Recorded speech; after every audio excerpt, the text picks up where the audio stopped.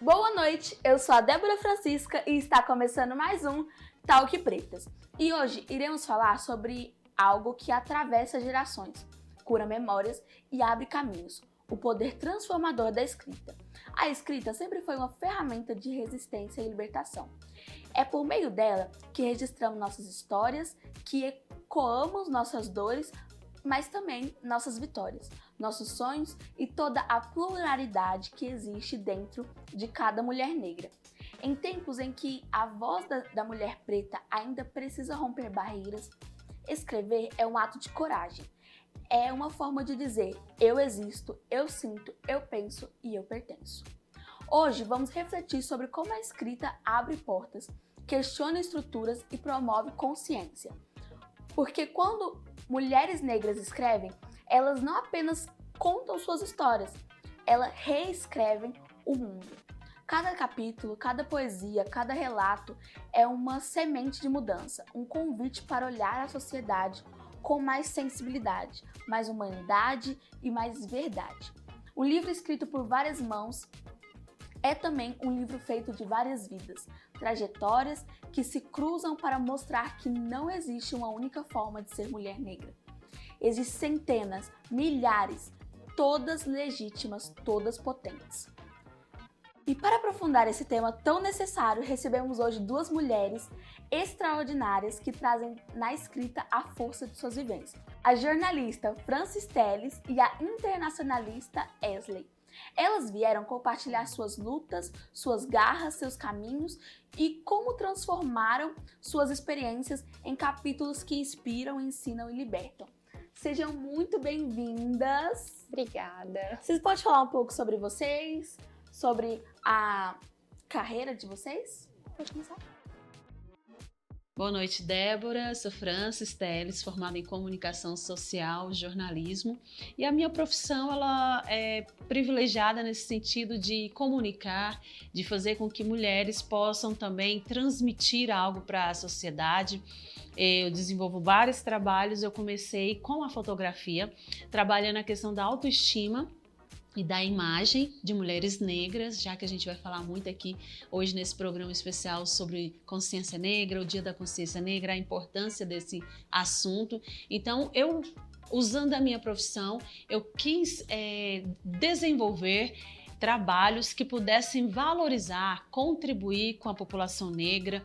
Então, primeiro eu comecei lá atrás com a fotografia, depois eu trouxe esse projeto desde 2023, o Pluralidades, que é uma coletânea, um projeto coletivo onde eu coloco só mulheres negras para falar, para contar as suas histórias, porque através das histórias de outras pessoas a gente passa a ter a percepção melhor do outro.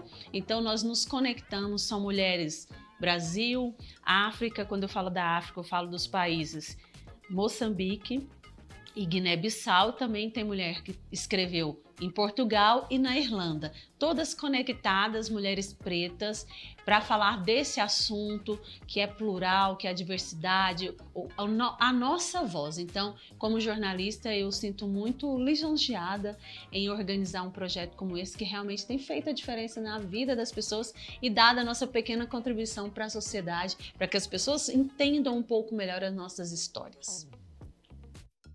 Maravilha! Bom, eu sou a Esley. Boa noite, Débora. Boa noite a todos assistindo. Eu sou bacharel em Relações Internacionais pela Universidade Federal de Goiás. Toda a minha formação é dedicada a direito internacional, público e privado. Trabalho também com a parte de sustentabilidade e migrações. E no momento eu estou em Goiânia, né, trabalhando muito mais com questões de negociações internacionais entre países, comércios e negociações de bens, importação, exportação, recepções de embaixadas e tudo aquilo que envolve o mundo do internacionalismo. Tive um curto período da minha graduação ainda, quando eu estava me formando em Relações Internacionais, bastante focado na parte acadêmica, em escrita acadêmica, e me apaixonei um pouquinho mais pela escrita sobre a comunidade negra e suas nuances, principalmente dentro da minha área de estudo, quando eu estive em contato com um grupo de estudos pós-coloniais aqui dentro da UFG, com o professor Rafael Bittencourt, inclusive uma pessoa incrível, eu admiro muito. E a partir dali comecei a escrever mais sobre o tema, estudar mais sobre o tema, enfim, talvez seja esse o motivo que me traz aqui hoje. E o que vocês O que motivou vocês a escolherem e o que levou vocês a escolherem a escrita como ferramenta de expressão e resistência? Você, jornalista. Então, a escrita realmente ela tem esse poder. Eternizar um pensamento, eternizar uma memória é muito importante. Se a gente for falar sobre estudo, sobre história, quando a gente era criança, a gente via muito pouco sobre as nossas histórias, a história do povo negro. A gente via ali algumas imagens de algumas pessoas acorrentadas, algumas pessoas trabalhando nas casas, nas fazendas, mas era muito superficial a nossa história, a nossa verdadeira história, né? Então, contaram um pouco e contaram da maneira deles, da maneira dos colonizadores. Então, a gente vem há muito pouco tempo nesse processo de escrita. Então, o projeto do livro é um coletivo literário, onde eu reuni pessoas, mulheres, não são estudiosas, mas são pessoas que têm a sua própria vivência, têm os seus estudos, os seus conhecimentos, mas que estão dando a contribuição. Então, escrever um livro é eternizar uma história, deixar um legado. E como é que foi esse processo de escolher as mulheres? Onde você captou essas mulheres para participar desse processo? Então, a princípio, as mulheres mais próximas de mim, né? Eu chamei aquelas que eu conhecia no primeiro volume. O primeiro volume, que foi em 2023, A Beleza da Mulher Negra, eu convidei algumas pessoas que eu conhecia mesmo, mulheres de várias profissões, tenho advogada, publicitária, chefe de cozinha, empresária, relações internacionais. Apresentei a proposta, eu falei, quero escrever um livro, contar as nossas histórias, e elas toparam, era para ser 10, ficamos em 7. O sucesso foi tão grande do volume 1 em 2023, que no outro ano eu fiz, as mulheres queriam, a gente fez o lançamento e a divulgação, e foi tão bom que as mulheres queriam fazer, e o segundo volume, A Força da Mulher Negra, foi mais do que o dobro. Né? O primeiro com 17, o segundo já foram 18 mulheres, mais do que o dobro. Porque foram 7 isso, mais que o dobro. E aí vieram mulheres de todo o Brasil. A gente não tem mulher só de Goiânia, tem Curitiba, São Paulo, Brasília, Porto Alegre. As pessoas viram na internet, né? A gente saiu em sites, né, conhecidos como Mundo Negro, e aí a gente ganhou essa repercussão muito grande no segundo volume, e aí mais pessoas queriam fazer, algumas que já participaram do 2 queriam repetir. Foi tão bom que fizeram de novo um novo capítulo, né? Porque a gente tem muita coisa para contar. E aí o terceiro livro, além dessas mulheres, algumas repetiram, outras chegaram também, né, de outros países, pessoas que moram fora. E assim, esse aqui a gente acabou de lançar e sempre tem gente querendo entrar no projeto. Daqui a pouco vem o quarto, né? Se for continuar desse jeito, acho né, que não dá para parar. Processo de escrita claro. também. Processo de escrita. Gente, eu não sou jornalista, mas vamos lá. Bom, como internacionalista, né? Processo de escrita.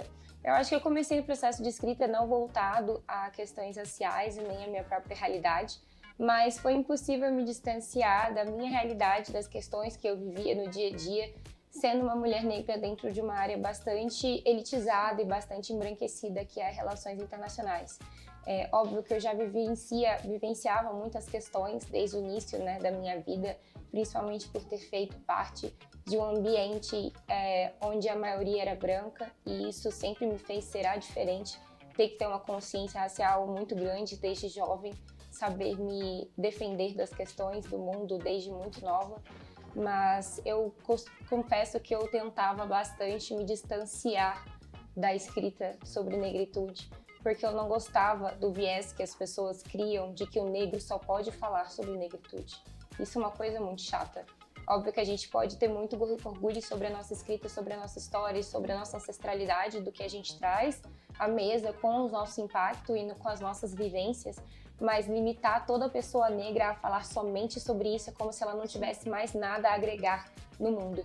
Então, eu relutei bastante a escrever sobre a temática, a começar, até porque eu tinha outras questões que eu gostava bastante, né, durante a minha formação acadêmica, que eu era obcecada com o direito internacional, era uma obsessão desde o início da minha graduação, mas no momento em que eu tive mais contato, que eu fui ficando mais velha e entrei, né, para parte do grupo de pós-coloniais, tive contato com outras pessoas negras, porque até então eu não tinha contato com outras pessoas negras tanto, era muito rarificado, era muito rarefeito, assim, o meu contato com outras pessoas que tinham as mesmas vivências que as minhas, e eu vi a possibilidade de ter voz dentro desse sentido e trazer os meus conhecimentos e trazer tudo aquilo que eu já tinha estudado, né, sobre movimentos pós-coloniais, decoloniais na América Latina, sobre a questão de você trazer a sua própria voz, sobre ser o próprio protagonista da sua história, né?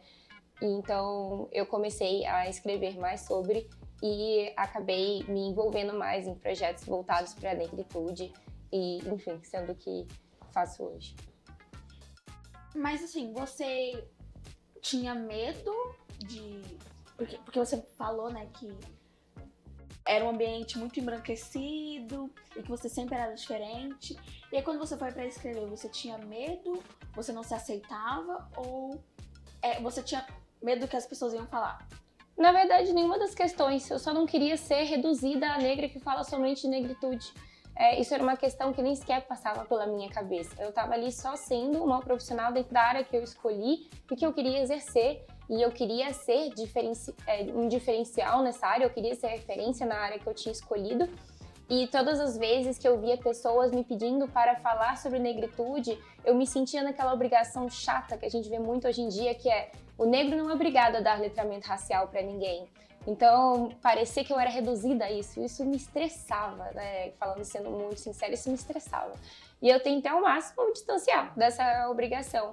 Então, eu só consegui realmente vivenciar a escrita sobre negritude e vivenciar os movimentos quando eu não me senti mais obrigada a fazer isso porque era somente o que as pessoas esperavam de mim, e sim quando eu tomei rédeas da situação no sentido, eu tenho isso como opção e posso fazer porque eu quero, porque faz sentido para mim, porque faz sentido nesse contexto, porque eu gostaria de contar o meu lado da história, e eu sempre fiz isso. As pessoas que conviviam comigo sempre me viram falando muito sobre negritude. Bem pelo contrário, eu só não queria ter que deixar de ser tudo mais que eu poderia ser, né? Todas as minhas outras versões, para ser somente isso. E você, Francis, quando é que você percebeu que você precisava escrever a sua história e registrar ela em um livro? Acho que uma coisa que é bem comum entre pessoas que falam e pessoas que não falam é quando a gente percebe que é o único negro naquele lugar. Eu, como jornalista, eu era a única negra repórter por muito tempo na televisão aqui em Goiânia. Quando eu ia entrevistar algum evento à noite, eu chegava, eu era a única negra no local às vezes. Então, quando você passa a perceber que você é a única pessoa negra naquele lugar, você passa a fazer uma leitura. O que está errado? Cadê as outras pessoas que não estão aqui? Por que eu estou aqui? Porque primeiro, eu tive acesso à educação. Tudo começa na base, né? No acesso à educação que a maioria da população negra não tem. Se a Esli chegou ao curso de internacionalista, a única talvez da turma dela negra, é porque a família dela priorizou o estudo, e um estudo que é hoje para o Brasil voltado para pessoas brancas. O que ela passou, o que ela sente é comum a muitas pessoas negras. Não querer falar, porque nem todo negro precisa ser militante, mas todo negro tem que ter consciência da sua história social, independente da profissão, independente do espaço. Porque, ao contrário disso, tem muitas pessoas que têm a pele clara, que têm um avô negro, que se acha que é negro por causa disso, mas não é. Ser negro, se assumir como pessoa negra, tem muito mais a ver com a nossa identidade, com a nossa ancestralidade, do que propriamente com a cor da pele no Brasil. Porque o Brasil é um país miscigenado, é um dos países mais miscigenados do mundo. Então, hoje a gente não tem esse negócio de pessoas puras, não, por causa da nossa miscigenação entre as 3 raças, o branco, o indígena e o negro. Então, o país é mais de 50% da população brasileira de negros e pardos. Quando a gente fala dos pardos, fala de pessoas que são da pele mais clara, como nós aqui, que não são pessoas retintas, né? Que a gente sabe que são aquelas pessoas negras que têm a pele bem mais escura. Então, como a nossa história de ancestralidade, de colonização não nos traz orgulho em algum momento, a gente às vezes não quer falar sobre isso porque a gente não tinha orgulho, igual a gente falou, quando a gente estudava as nossas histórias, a gente achava que nossos avós, nossos bisavós eram escravos e não eram escravos. Foram pessoas escravizadas, pessoas intelectualizadas, pessoas que quando vieram para o Brasil, às vezes já tinham o seu letramento, já tinham estudo, já tinham posses, mas que foram forçadamente vindas, capturadas e trazidas para o Brasil para colonizar esse país, para construir um país, foram feitos de mão de obra. Então, como a gente não aprendeu dessa maneira, a gente não tinha muito orgulho da nossa, a gente tinha sofrimento, a gente tinha tristeza. Mas com o passar do tempo, pessoas vieram conquistando esse espaço através da escrita, vieram contando as nossas escrevivências, as nossas histórias, e hoje a gente tem muito orgulho. A gente aprendeu a ter orgulho da nossa história, aprendeu a ter orgulho da nossa cor, a gostar do nosso cabelo, a gostar da nossa imagem. Isso tudo foi reconstruído há muito pouco tempo, né? A gente não usava o cabelo nem cacheado há um tempo atrás, não usava o nosso cabelo natural.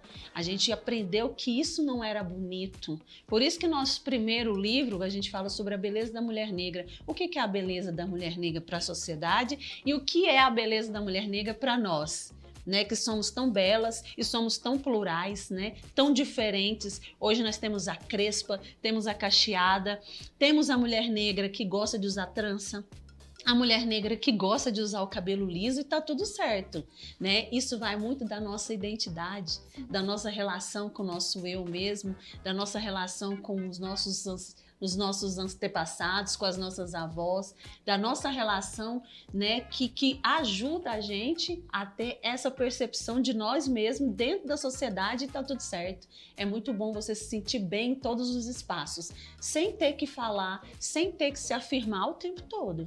Sim, exatamente.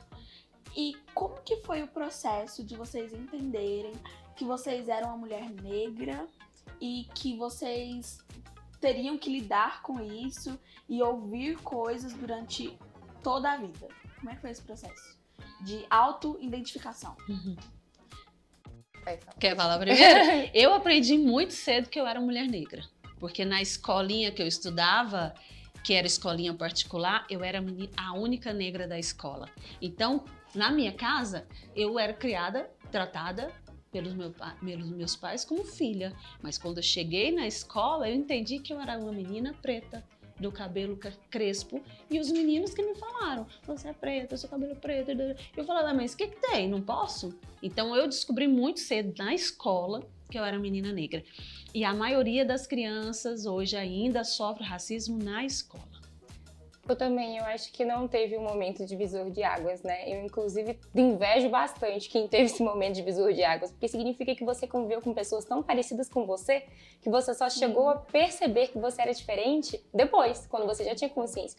Esse não foi o meu caso também, né? Eu também cresci, eu acho que eu ainda cresci num ambiente bastante miscigenado, meio termo, porque eu cresci a minha primeira infância no Rio de Janeiro. A minha família é carioca e no Rio de Janeiro a população é muito mais mesclada. Você encontra mais pessoas negras dentro de escolas particulares e convivendo em ambientes mais de maior prestígio social, econômico, tanto quanto pessoas brancas. Mas quando eu saí do Rio, eu senti o baque de ser a única, né? Enquanto eu estava no Rio de Janeiro e estudava também em escola particular, podia não ser metade da minha turma, mas uma boa parte das crianças era negra, digamos ali que 30%, né, das crianças que estudavam comigo eram negras. E não precisavam ter que ficar se justificando o tempo todo, como eu precisei fazer depois que eu saí do Rio, que eu passei a ser a única e as pessoas passaram a me fazer perguntas como mas você estuda aqui mesmo? E eu comecei a entrar numa adolescência sarcástica, né, onde eu dava respostas duras porque eu tinha raiva desse preconceito.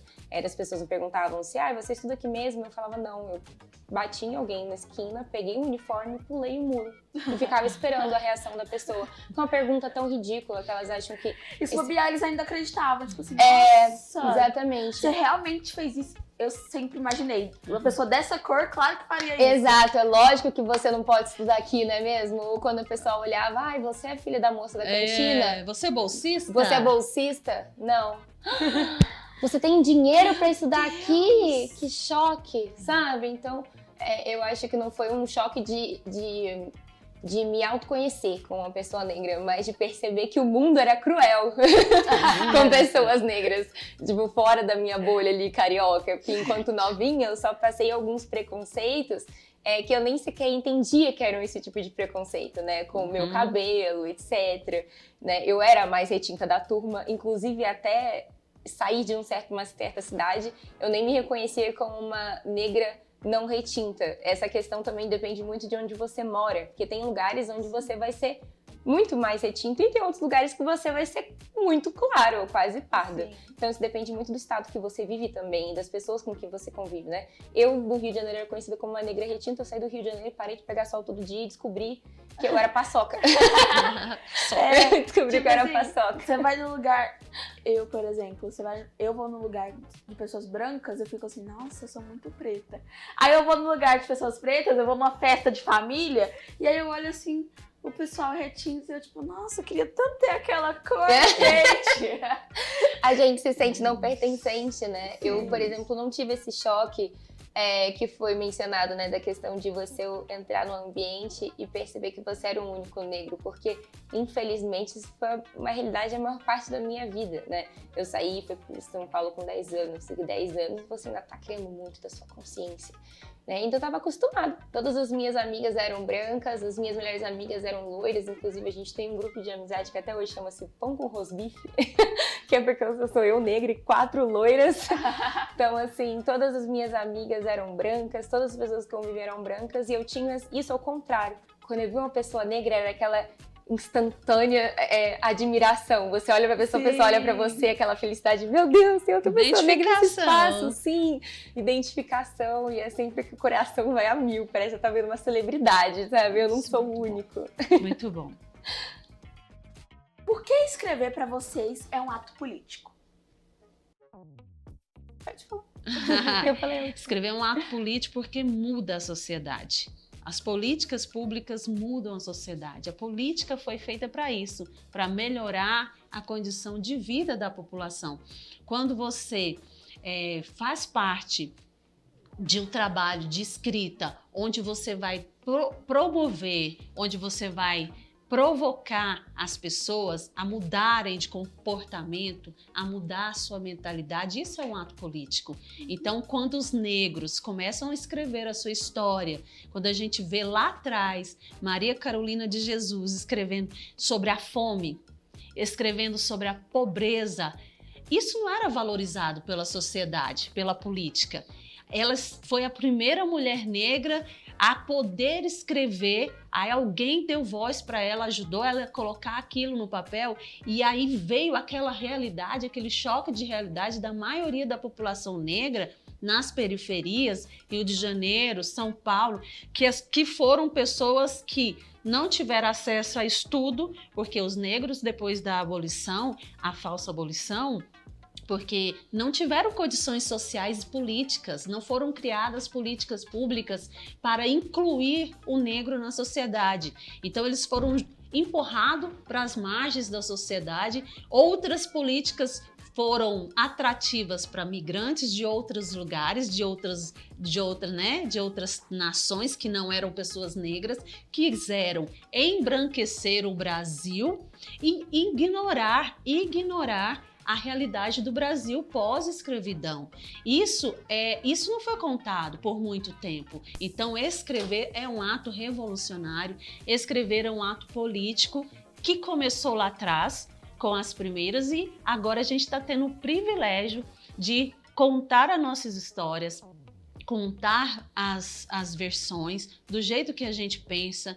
A gente busca ali várias temáticas no nosso livro. Ele foi feito, cada capítulo, cada mulher que escreve fala sobre um assunto, fala sobre família, fala sobre empreendedorismo, fala sobre o que é a religião, fala sobre a solidão da mulher negra. Então nós temos vários assuntos sendo abordado por mulheres negras que muitas pessoas não têm ainda, não tinham, né, o privilégio de poder ler algo escrito por nós, para nós mesmos primeiro e depois para a sociedade. Então escrever é um ato político, onde você tem a oportunidade de mudar a visão das pessoas, né?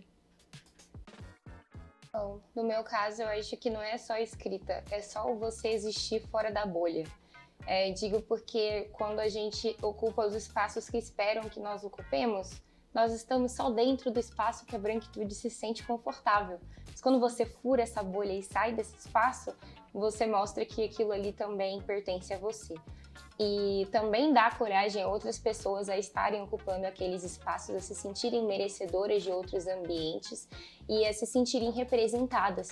Porque muitas de nós crescemos sem nenhuma referência, né? E agora vamos, né, nichar o assunto dentro de trabalho e escrita, porque é o tópico da nossa conversa, mas dentro desse espaço mesmo, por exemplo, eu quando me formei não conhecia praticamente nenhum diplomata, por exemplo, internacionalista negro. São pouquíssimas pessoas dentro da minha área de formação que são negras. Então, só o fato de você estar ali e furar essa bolha já é uma grande diferença. E para além disso, isso que eu acho que também é um ato político muito forte e de pouquíssima aparição, mas ele é muito forte. Quando a gente fala sobre negritude, a gente também acaba sendo chato para as pessoas que não querem ser letradas.